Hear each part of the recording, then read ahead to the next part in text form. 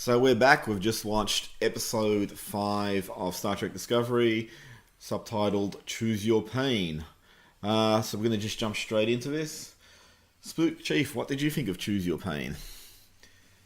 It was a better episode, which is surprising, really. Chief? I agree. I think it was much better than the previous two, which... Four. Actually, the second episode was not too bad. Previous 15 seasons of Star Trek in general. Yeah, I think part of it was they got rid of that whole stupid Klingon storyline. Yeah, basically, that's what I was about to say. That whole stupid Klingon bit was, which has just been done I don't know, terribly. You know what I think of that? They actually had Klingons in this one. They actually had, they had Klingons in this one, and they spoke English in it all, which was, and they actually had to give it a reason that her parents were spies, and that's why she knew English, which, whatever. It's funny with them speaking English, though. The scenes seem to go 14 times faster. I know. I think she spoke quicker too in the end. Well, she was a spy. Well, much better. It was a much more self-contained style of episode in this one. I think that they hit the marks with the characters pretty well. A few bits that not quite there, but you can't get everything in this. It was a quantum leap forward in the last couple episodes. It was a spore leap forward. It was a spore leap forward. Idealistically, it was probably close to Trek that the series has been so far. Okay, so I'm going to rip into it then. I when I was watching, I was thinking this pretty solid. I have to admit, I was playing Words with Friends on my phone, so I didn't get the full brunt of the insult. But now in retrospect, you look at what was the main storyline, which is Captain Lorca being taken by the Klingons. And I thought that was going to play into Lorca being a Klingon murderer, the chief enemy of the Klingons. He'd led all these raids against the Klingons, and you'd have this long, storied, grueling torture of him and trying to break him and trying to humiliate him and all that. They tortured him once, and then he got away.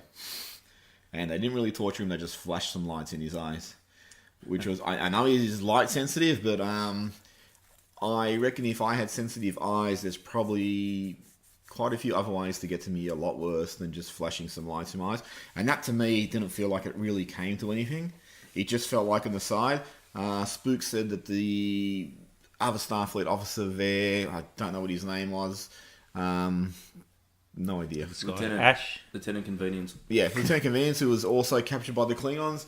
Spook postulated that he might be a surgically altered Klingon himself. I'm obsessed with this. This, and that you like your theories. One of these theories that you come up with are going to have to be right. If that's got to pay off, and that's fine, but that doesn't put this episode in context until that's realised.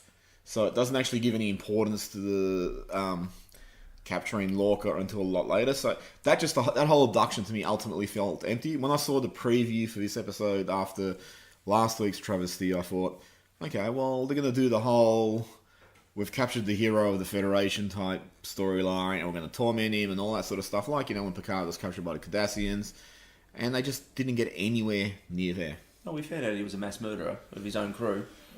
Well, who hasn't he? But it's a qualification now in Starfleet. You need to have killed most of your crew before you can get anywhere. It's funny when you look back at that the first episode of the Orville, just to draw a parallel, that this guy is pretty much fucked up and then gets command of a starship.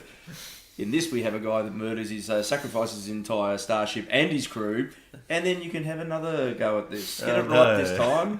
Don't kill him this time, will you? We've only given you a ship with 100 people on it, so if you lose them, it's not as bad. But yeah, it seems a bit of an odd one.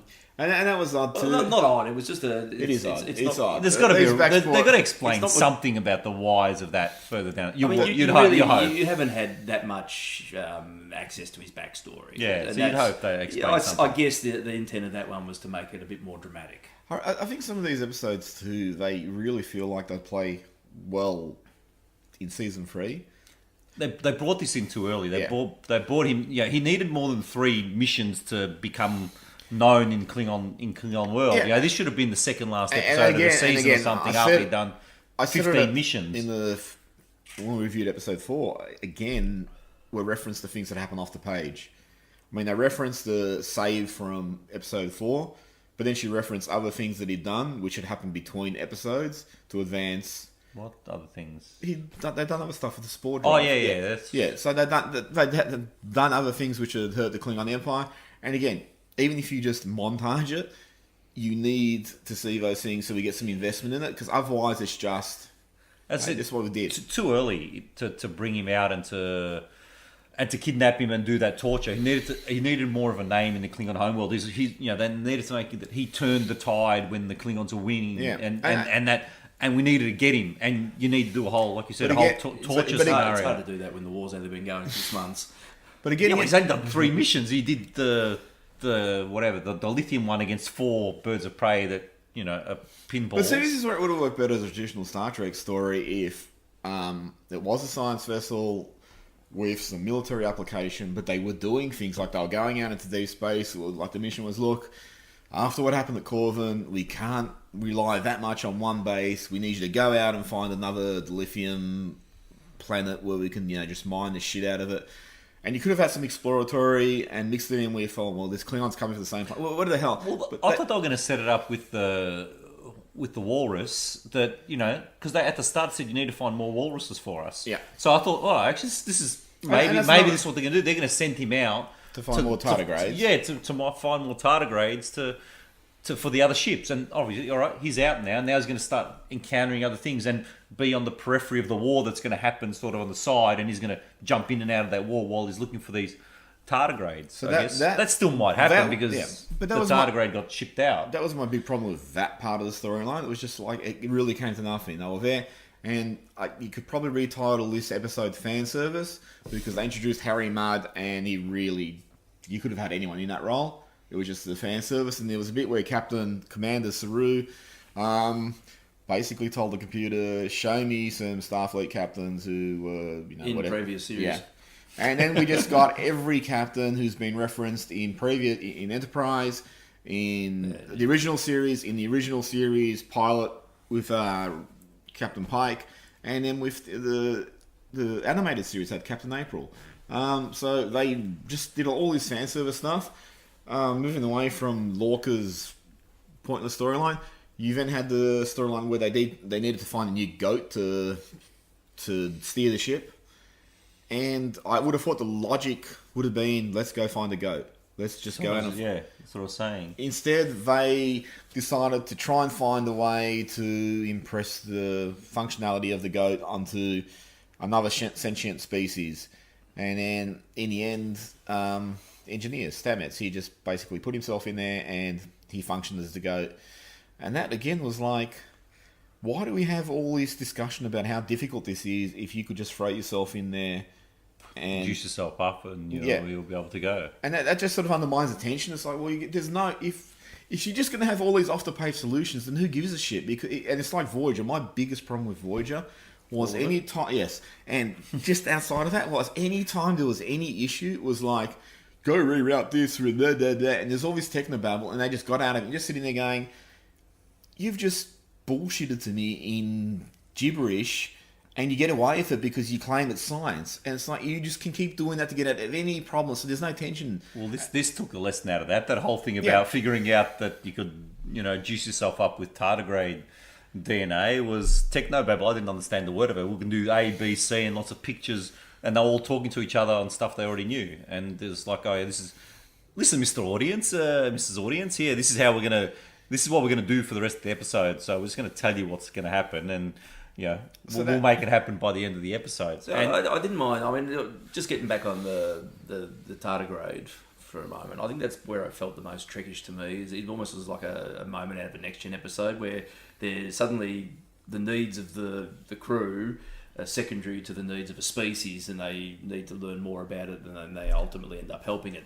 Didn't mind, just too quick. Like they built this up over the last 2 episodes, just too quick to get it and get it out. TV though these days. I mean, it's a series. You've got to build something up. But I mean, at the end of episode 4, probably the one half decent thing they did was when Burnham looked at the tardigrade and she saw that it was obviously in pain, and you inferred, you're watching, you get inferred, well, what they're doing is hurting the tardigrade.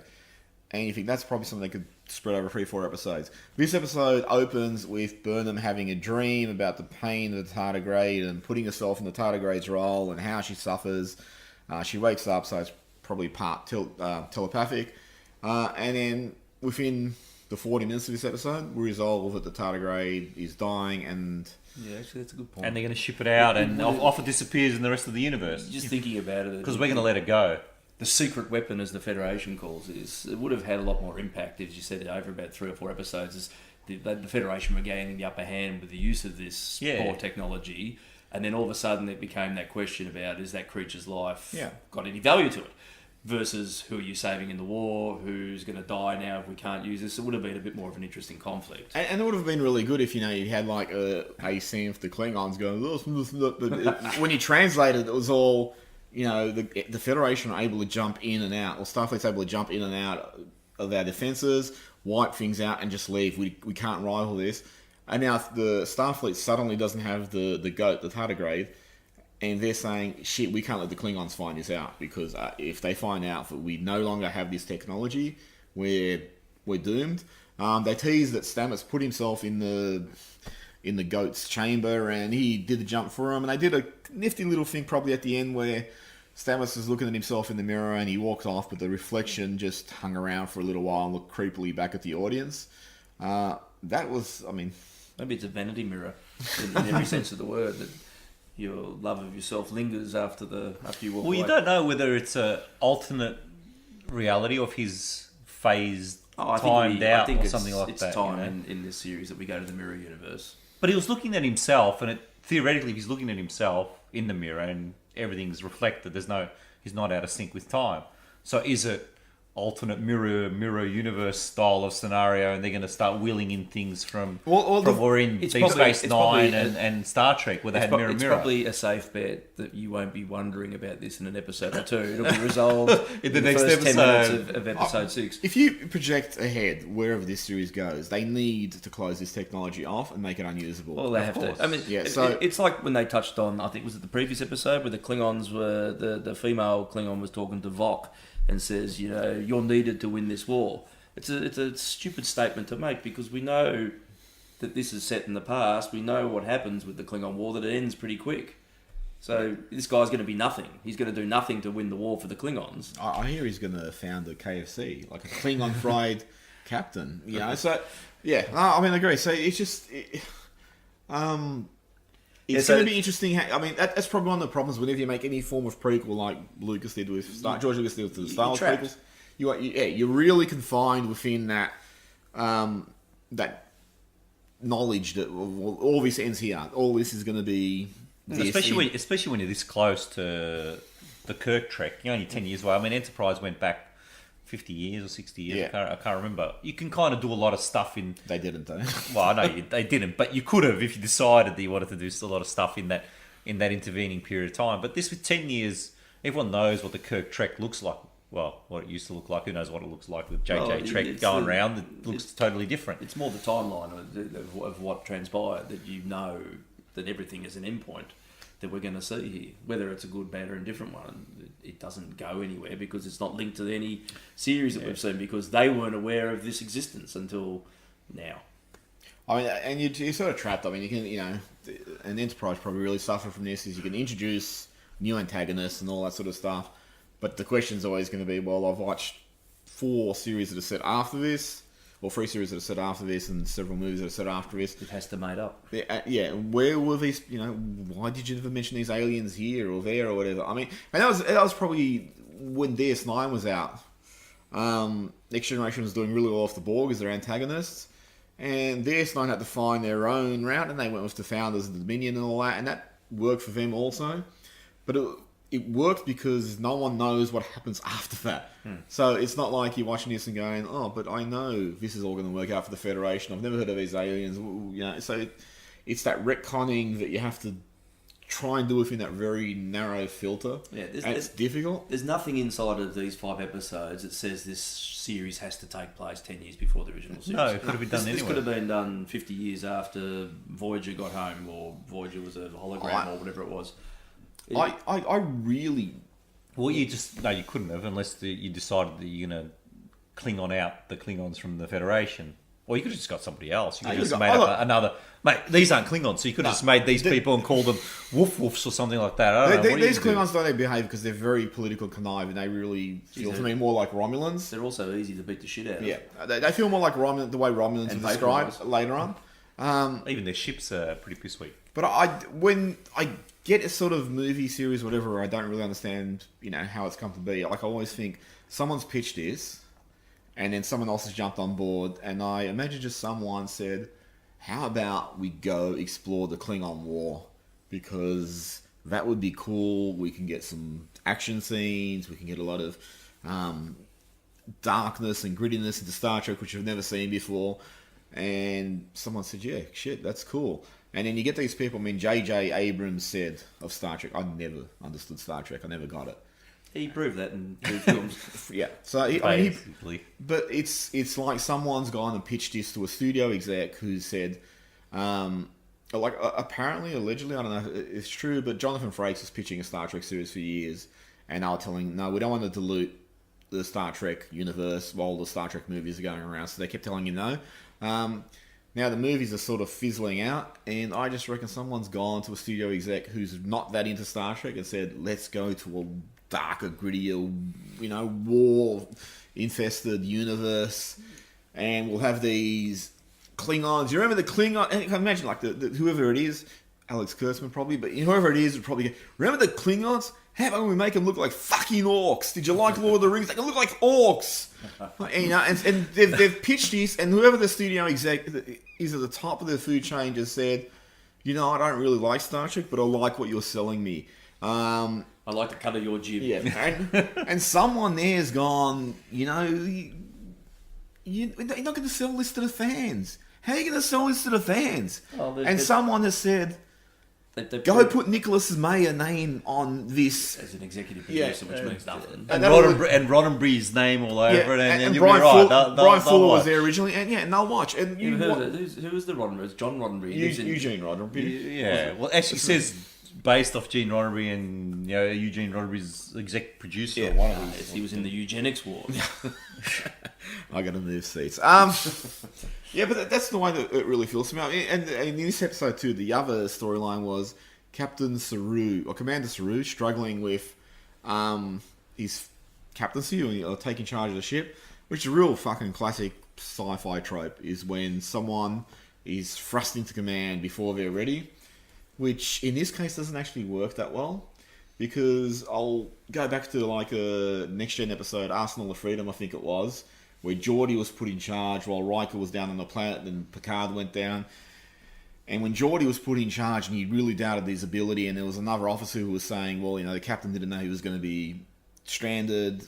If he did, he wouldn't have put you in charge. He would have put me in charge and all this sort of shit. And Geordi had this crisis of confidence, and it worked really well because in the food chain, he's like 4 or 5 down. After Riker, after Data, and then I don't know who else there is, but like Geordi is a few down. So he wouldn't ordinarily expect to be in command of the Enterprise during a really, difficult time. Saru is second in command. This is going to fucking happen. It's your job. The captain is sometimes going to leave the ship. You are going to be in charge. You're going to be expected to take difficult situations. Again, another TNG episode when Troy was in charge. I was thinking of that one. It's like... Before. And that's what it works there because you're working with someone who's so far down the food chain that they're out of their depth and they have to rise to the challenge. It doesn't work with Saru in this episode because you are the second in command. And in the end, in all honesty, he actually did well. So it doesn't matter what, he actually did well. He got him out of the shit. The whole episode, we sort of talked about it. He was very uncharacteristic. He wouldn't have fought... No, he took control. He told people what to do. He made the right calls. There was no doubt, even though that they had the whole scene that he looked like it. Mate, there was no doubt in everything that he did. And obviously that's to show that he had personal doubts that didn't come across. But this also again feels to me like someone in the studio has sent some notes to the writing team and just said, this character is fucking hopeless. He's got no spine. Can you get him to do something authoritative? And they've gone, well, let's write this, okay? And I wouldn't be surprised the next episode he was just an absolute chicken shit again, wimp. Doesn't do anything. And I actually thought... Fear Gangler would be out. Yeah. And that Fear Gangler, again, was very selective. Stupid. I mean, Spook called it like he was on... And this was just an insanely bad scene where Saru was just standing on the bridge and his fear ganglia just triggered. And then you see the turbolift doors open, and Spook said, Michael Burnham. The turbolift doors open, and Michael Burnham's there. It's like so the Threat Ganglia has this prejudice against Michael Burnham because it's sensing her even before it sees her. But I reckon they resolve that at the end of the episode, so we won't see the Threat Ganglia anymore. Well, hopefully, because it's probably one of the worst plot points in the whole thing at the moment. They That's should saying have, a lot. The peril-sensitive sunglasses from Hitchhiker's. They go dark. They make a lot more sense. At least they had a humorous connotation. Well, that's what I just said to the Threat Ganglia. We laugh at it every time it comes out. Oh, it's just ridiculous. So not every time. There was a few times it comes out. There was one thing, just getting back onto the ship for a second, that the spore drives now become such a crutch for them when they are in Klingon space. And we're not trillions of light years away from anywhere. We're in Klingon space. They're being pursued by the world's weakest little fighter ships, and the Threat Ganglia hasn't come out. And they're trying to get the spore drive back online to escape. Is there a reason why they just couldn't use the warp drive? Is the warp drive just a forgotten component of a starship? I think they said it's too far into Klingon space, but it's just still stupid. I mean, the they were little. Klingons can just come into Federation space. Well, I know they take got a him. They got him in the reason? first instance, which is ridiculous. So who knows where he was? Because there's admirals around the corner. The warp just gets them out of that situation. Doesn't matter where they go. And why did you just beat? And this is the thing. He got caught. He basically killed every Klingon that he went past on his escape, except for the torturer. The head Klingon torturer that obviously is going to come back and be a recurring character after him. I mean, that's a given. With a big metal face. Yeah, and he can fly a Klingon ship straight out. Knows how to fire it. Knows better than the Klingons do. And then when he gets on the ship, the Discovery doesn't just decide to just swat a few gnats of Klingon little. Whatever they were little TIE fighter. I don't know, some little bodgy little ship. Fighters against the battleship. Yeah, he should have just. They did training. I think in the previous one where they trained to fight these ships. You think every time they come across them, they should just beat them up and nick off. They just get better and better at doing it. And they don't have to qualify if they can't attack because it'll incite a conflict because you're at war. So you should just be able. These little skirmishes will happen. Yeah. So I mean that's a good. And even when they grabbed him, there's like, why was he on the shuttlecraft other than as a device to be captured? Oh, that was ridiculous. Yeah, why didn't he bring the whole Discovery to the meeting? This is what they always do. But I mean, in this series, they've established these fucking holograms in communication. So why would you ever need to leave your ship to have any conference when you could just do it all holographically? Why couldn't the spore drive be used just to send him where he had to go?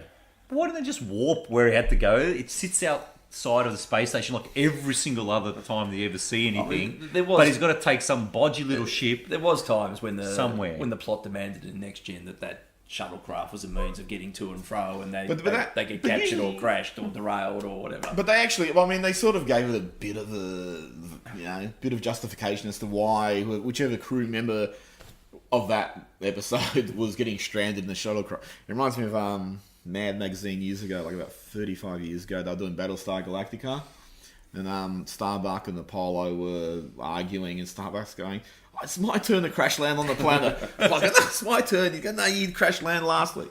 No, but this one just really seemed to have the weakest justification as to getting Lorca captured. Probably would work better if Saru got captured. Just, and you have Lorca sort of going, well, am I going to rescue him or not going to bother? I'm there, because my warp walrus is just about to die, and I don't know if I'm going to use it. I've got better things to use it for. The one thing with Saru, like when I looked at the way they put this together, I was thinking Lorca handpicked him because he is a wimp and he could be pushed around and manipulated. He wouldn't stand up to him. So Lorca chose this real, jelly-spined commanding officer. And I mean, that was just my extrapolation, but it just sort of seems now they've really changed that to an extent. Because Saru showed some spine in this episode. So that to me was again like a conflict in his character's development. It's just, I was saying to you before, that's not, the stuff he did in this episode, I wouldn't have expected that of the guy I saw in the first 4 episodes. Maybe it's growth moment. By himself, it's growth moment. Look, it was a better episode. It was, like you said, Spook, it was more Star Trek-y, had that better feel to it. Hopefully a lot of people, actually, I imagine that you can't bag the crap out of the first 2, but that has already been made. So hopefully the pre-rushes of people who saw the first few as they were being made, said, "You know what the hell you're writing? So get up off your ass and make something I better." don't I don't know where they're going to go now. I mean, you they, can't they, fix- you they can't- lo- you no, can't- but even with the storyline, they lost. Basically, the whole thing was the walrus and this whole. Otherwise, it's just a normal ship. If they can't do the spore drive, they're just a normal ship and doing fighting with not much with the rest of it. This doesn't become anything extra. Now the goat's gone, they're going to still have to use the spore drive, but it's now going to. We're going to have to juice somebody up all the time at the expense of Mirror Man. All right, look, I'm Well, they could juice up anyone though. No, but I'm expecting what's going to happen is next episode will be dedicated to Mira Stamets. He's probably heterosexual because he's a mirror image. But anyway, but Mira Stamets, running around on the ship doing damage and then working out what's going on. And at the end, when they work out, it's like, oh shit, we can't use this because this is the damage it's doing. It's, whoever gets put into it's going to cause this issue, or it's rupturing the space-time fabric, or whatever the hell, So I actually think the next episode will introduce, we can't use the spore drive. It's just causing too much damage. The thing is, they, as he said, there was no intent to have the slug as a navigator. They were trying to develop the spore drive using Without the it, computer, the software to navigate. Now, they did sort of touch on that it seemed to be an organic requirement to plot courses in there and whatnot. So that's your only endpoint, that you can't overcome this or find a compatible organic navigator. But they're going to have to toy with using him for a while until they prove it wrong. But then I can't imagine that if that's your only stumbling block, you'd shut that sort of technology down. You'd have to then in all honesty, because we know it works in short jumps. You've got something that's working. It's just not working to its peak capacity. Yeah, but I mean, the ridiculous thing They is... wouldn't park this technology away. no, you'd go get prisoners and all the rest of it, like they did in normal history. We're going to go get these prisoners on death row and we're going to jump them in there, and once they're used up, we're going to get the next prisoner on death row. But the ridiculous thing is, I mean, they never establish this. How short are these short jumps that they can make? Yeah, well, that's So true. if you can't jump like whatever it is, 100 light years, Mate, it's maybe not you 100 can- light years. It's 5 light years, 6 light years, just to go for the Klingon home, or is it only like no, 6 but I'm just, light I'm years just away or sort of something? giving you an insane thing. It's 100 light years, and they're saying we could only do 5 light years accurately. I mean, just make 20 jumps. Just plot that would be the. Again, the first solution I would think would be, we can't make big jumps, let's just do a whole series of little jumps, and you'd actually show why that doesn't work. You'd show that the ship's structural integrity is compromised, or whatever the case, and you'd go, well, that's not a solution for us. There has to be a reason why it stops. Well, they've gotten rid of the goat. Yeah, but so that now they've still got the juicing people up scenario. Now they've got to close that option down. Or they just get more goats. Well, they've got to get rid of the spores. But they can't somehow. get more goats because they've established You it's got to get hurting rid of the the spores. goats. That's the only way to do it. Those spores have to disappear somewhere along the line, because while they're in there, you're always going to try and figure out a way to use them. That's just a given. So you got to get rid of that somehow. You kill all the magic mushrooms, and there's no more to get. I guess we find out in episode 7. Well, just as a aside to what we're talking about, and Chief, you exclaimed about this, and we've talked about this throughout all these reviews. The fucking makeup of the Klingons is just ridiculous. You look at the torturer's head spirals back for 19 feet. John Merrick, the Elephant Man, couldn't lay back because he had all these protrusions at the back of his head. I don't see how these Klingons would actually be laying down, sleeping, or whatever. I don't even see how you'd be able to function as a warrior, because there'd be such weight and balance, counterbalance at the back of your head. Well, they were easy to dispense with, so... Yeah. It's just pointless. I don't know. It's just pointless doing it. I don't know why they went down this The pathway. usual thing, it's like the giant spider head that's on the bridge. And The guy's got the... It's fine to bring the giant spider head, because it's a new species, but this is... He's got the head of a fucking couch sitting on a thin little body. I mean, all he's going to do to beat him is you just got to sneeze in him, and then gravity's going to send him tipping over. I mean, I know, like, with sci-fi, aliens, whoever's fucking doing the makeup or whatever just goes away and comes up with designs and shit. But I've always thought these things the form should have some function. There should be some reason as to why they're shaped this way. I mean, even Saru has these grooves in his head, which I think would be really fucking painful to clean, because you'd be getting grit and shit in there all the time. And the Klingons just have these heads that, to me, are just totally unrealistic. And we said this in our review of episode 3 on our website, which is where, Spook? On the internet. Yep. You can get there by the Spore Drive. just go to Spore instead of Google. But No, we're on YouTube. Yeah. Just, you know that because you're listening to this. If you're listening. yeah, but it's just insane. You look at him and go, that's just totally. You wouldn't be able to function as a person with that sort of protrusion in your head. I think it's like always with the Klingons though. It's something that's evolved in a harsh environment. It's supposed to be bony and armoured and all that sort of thing, like an armadillo or something. It's. But I mean, as They're gone. Yeah, but they're gone too It's far. always meant to make them look. They've gone too far. Aggressive but and, if and you- hard to beat. Yeah. But we've completely in one episode the shown really, how pissweak they are. but the really bad thing with the torturer, maybe they should be moved into ones that look like the original series Klingons. Maybe they'll be tougher if that happens. Maybe they'll get bigger and tougher if they actually got rid of all the bony but the head stuff. insane thing with the actress who played the torturess, I imagine she had a lot of hair back there, and that's why her head went back so far. The makeup was covering. They've all gotten that. rid of all the hair on everyone's head. You know, Yeah, Worf, but I mean, I'm Worf saying- had this luxurious hair back in Next Gen Actress days. limitations. Yeah, I'm talking about the actors. The I actors. know, but I'm saying they've got all the Klingons. They've gotten rid of all the hair off all the Klingons on their head. But I was going to say, like, when you look at the review we wrote, if you're going to reboot Star Trek and create a new series, you go... And Nicholas May did this when he made Star Trek 2, Wrath of Khan. He said he looked at what worked and what didn't work. To me, if you're going to make a new series, you go, what works? Klingons fucking work. Don't touch them. They're fine. And if they're going to be the foundation of this series, do we need to change them? No, because they've got 700 episodes of, goodwill with audiences. So why do you change them? Well, they look a lot like the ones that were hinted at in the JJ movies. Well, yeah. Well, any final thoughts on Know Your Pain? Well, again, this is it's almost like a lulled into a false sense of security, like episode 2 was. It's made me a little bit more interested in watching the next episode, whereas last week's I just had no compunction to watch this today, but we did. But I feel a little bit more engaged. Chiefy? It was better. It was much better than the last two, which were just horrible. And hopefully, we can hope that it's on a rebound and we can get some better storylines in here. I'm not that hopeful, but there's always that pinprick of hope. I'm going to play Klingon's advocate. I reckon this is a really, really average, mediocre, bad episode that played a lot of the tropes of Star Trek sci-fi.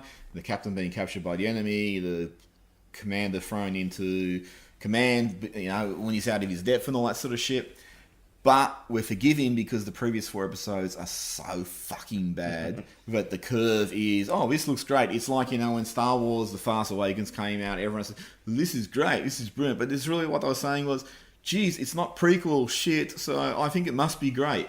It wasn't. This wasn't a very good episode. It just wasn't objectionable like the other 4, but it was still a bad episode. But compared to the other 4, it looked like a fucking masterpiece. That's probably true. So, anyway, that's it from us. So, I don't know what we're reviewing next, but we'll be back with more Discovery reviews. Chiefs off to Bali to find some Klingons. Yep. I don't know, might get captured. So Yeah, there might be 3 lights, might be 4, I don't know. Yeah, we're not going to bother come looking Spook for and I will fight over whether we're going to rescue or not. Probably the shortest argument because we're both going to say no. Anyway, thanks for joining us. All right. Bye. See ya. Bye.